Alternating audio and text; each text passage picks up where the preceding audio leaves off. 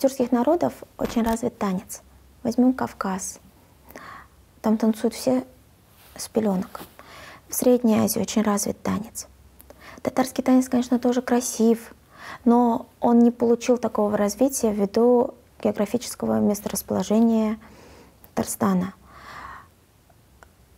Большей частью у нас зима, соответственно, люди любили, конечно, танцевать, но это все проходило в маленьких помещениях.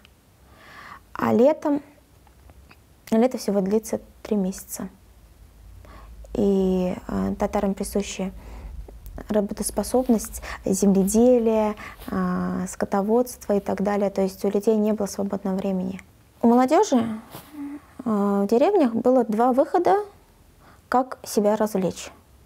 Если это теплое время года, соответственно, они собирались за окраины села и начинали пляски, песни и танцы. И второе, собирались у кого-нибудь дома, это было чаще, где-нибудь в бане или еще в каком-нибудь сарае.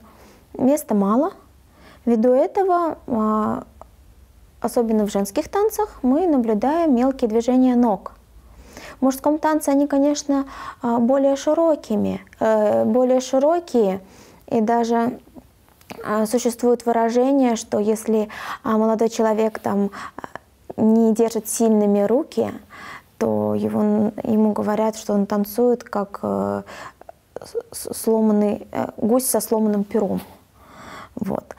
То есть здесь, конечно, обуславливалась именно территории, на которой проходили фольклорные мероприятия. Что касается сборищ на открытом воздухе, в основном одно из названий в письменных источниках упоминается как жемга. Жемга проводилась 7 недель подряд, но стоит отметить тот факт, что на нем, например, девушки принимали участие из более бедных сословий. То есть дочка бая не имела права выходить и принимать участие, она могла лишь наблюдать со стороны. Но ее же брат спокойно мог взять под руку любую деревенскую девочку и начать с ней танцевать и принимать участие в данном мероприятии. Упоминание о жиен татарском можно прочесть в книге Карла Фукса. Он описывает, что по преданиям один богатый бай, у него было несколько дочерей, и ему нужно было выдать их замуж. Но так как культ ислама был очень сильным, соответственно, девушки из дома никуда не выходили. Ввиду этого он собрал всех как раз-таки летом, да, на открытом воздухе и устроил пир, где девушки познакомились с молодыми людьми и благополучно вышли замуж. После этого другие знатные баи приглашали уже на свои пиршества молодых людей.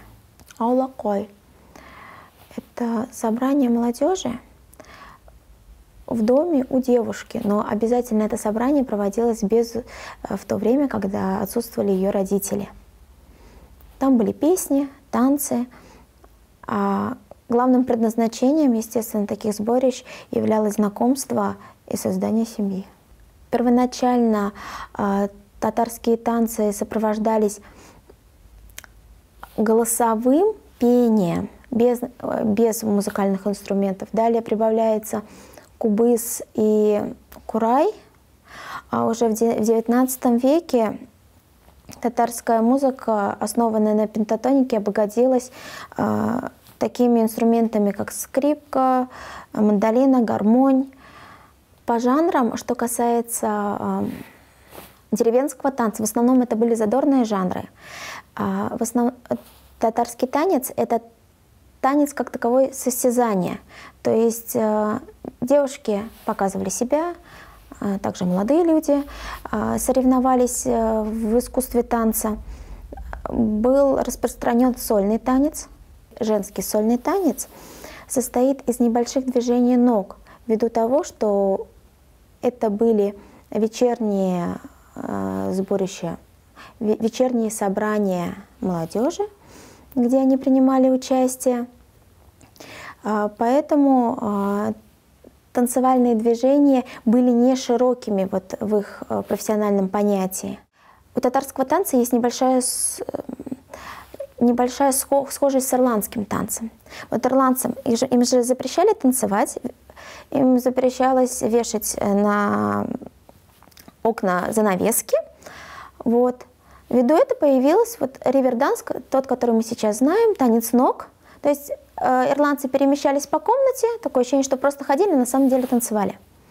Мне кажется, у татар что-то есть схожее с этим, потому что очень большое место в татарском танце занимает дробные выстукивания, движение ног. В хореографической лексике народов Поволжья и, в частности, татарского танца много движений с имитацией бега лошади, ритмической дробью.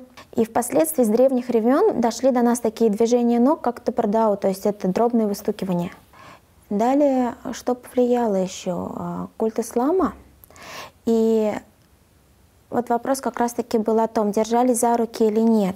Если взять фольклорные танцы, в большинстве танцев основой является тугеракуен, то есть хоровод. Но в хороводе, естественно, держались за руки. Но все же, ввиду того, что татары-мусульмане, степень разрешенности того или иного в селе обуславливался именно степенью развития фольклора в данном селе. То есть если на это разрешалось, естественно, в этом селе уровень фольклорных песен, танцев был на хорошем уровне.